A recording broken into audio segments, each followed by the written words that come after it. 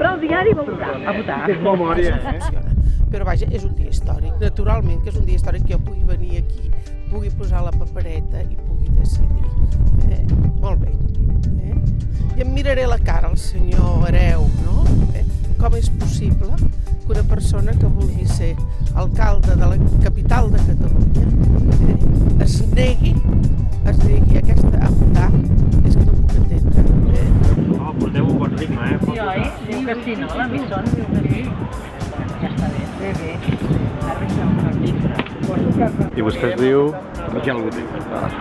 Que he estat fins la setmana passada president de la Coordinadora de Colles Castelleres de Catalunya. Home, estic apuntat a l'organització, diguem-ne, i col·laboro doncs, en el que puc amb una, i de totes maneres, amb una organització que no té, darrere un suport mediàtic important, doncs això és molt complicat, però de totes maneres, pel que estic veient i per l'ambient que s'ha creat en els últims dies, jo penso que sí que hi haurà un nivell de participació molt satisfactori.